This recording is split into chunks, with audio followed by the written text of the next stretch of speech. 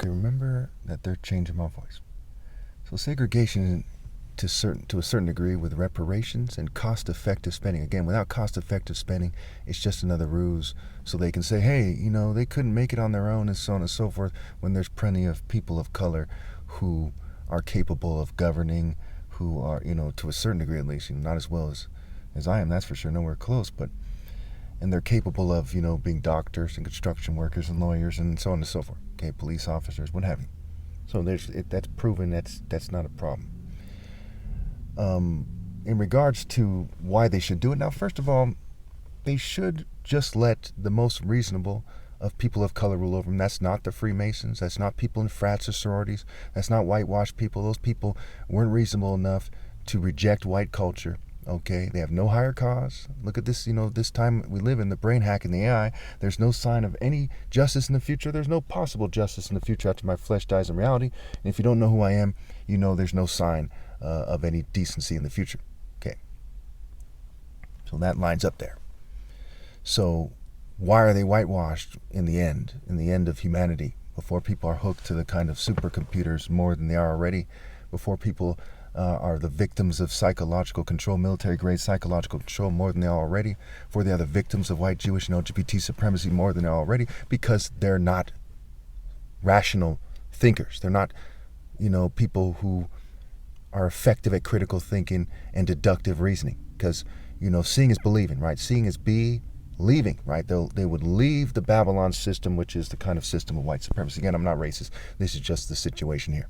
Not a big fan of the awkwardness of the racial discussions, but they have to be said. And again, I'm biracial. I just call it how I see it, what have you. I'm moral supremacist, not a racial supremacist. So anyway, for those people who are of color, and I'm not quite sure there's many of you listening to my videos these days, I'm not getting that many views, and that's fine. I'm going to make this video anyway and try to get it out, because that's the right thing to do.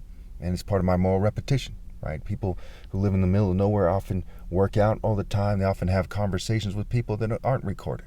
And so even just one person hears it, even if I just review it myself later on, it's worthwhile. And it's what God expects me to do to the best of my ability. I have bumper stickers too that people see all the time. Okay. So if you were in the colonial oppressor's shoes, right, the neo-colonial oppressor's shoes, okay, and you were white, you're a white lady or gentleman, and you were looking at this thing with a rational mind, okay, how would you solve the problem of generational injustice, of all this horrible stuff going on, all the racism, all the discrimination, the economic disparity, the redlining, the gerrymandering, I mean, on and on and on and on. Just so much racism, so much greed, so much pettiness. How would you solve it? Okay, keep in mind that people spend lots of money on nice cars and houses and jewelry and clothing and go to nice restaurants, not just for the food, but for the image, right? They try to look good, and they look like oppressors. They look like idiots, right? They look like, people who abuse the poor and just hoard their money and say, hey, look at me. And that looks stupid. I'm sure we can all agree that looks dumber than shit, especially in some kind of social club or corporate group. You're like, hey, I do it in a calculated manner, guys. That is fucking stupid. Okay. So how would you solve it? Well, you can't, in good conscience, let your race rule over them. Why? Because none of them are qualified. Not a single president, not even Kennedy, not Abraham Lincoln, right? He was known to be a racist, and he was full of social club ideology. He was brainwashed by the neo-colonial and the colonial cultures to think a certain way. He's not a very spiritual or righteous person. He just uses psychology, propaganda, and theater art. So no known white person, with all due respect, has ever been known to be a good leader. They're not comparable to Narmer of Egypt, Shaka Zulu, me, Mandela, not even comparable to Mandela in his pinnacle of communism. Okay? And at times, some communists are better than some capitalists and vice versa. Okay. So what do? Well, you have to show them you're not racist. What means you have to admit who is moral and who isn't. And you have to admit this, that white people simply haven't crossed certain lines in regards to morality. And they certainly are quick to pretend they have in every church you've ever heard of, right? Even have super churches where they super pretend, if you will. These are just the facts. They don't have someone comparable to Martin Luther King or Mandela. They just don't.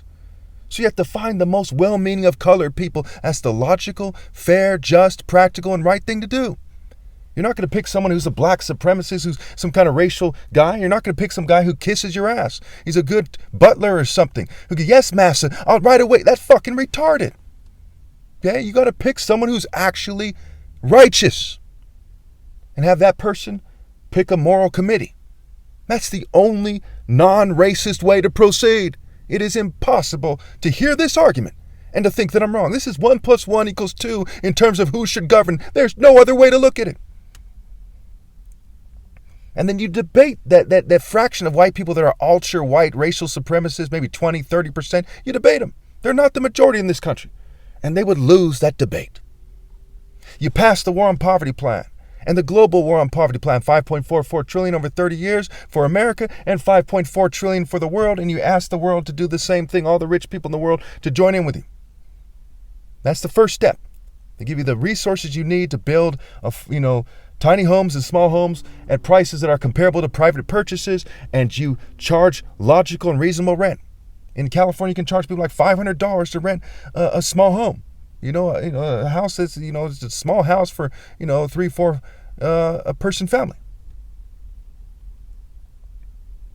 Pretty straightforward. You know why they refuse that? Because they're racist. You know why they provoke me and try to get me to say drastic things? Because they're racist and they want to say, hey, he sounds like a terrorist. Hey, he sounds like a black supremacist. I'm not a black supremacist. I don't like black supremacists.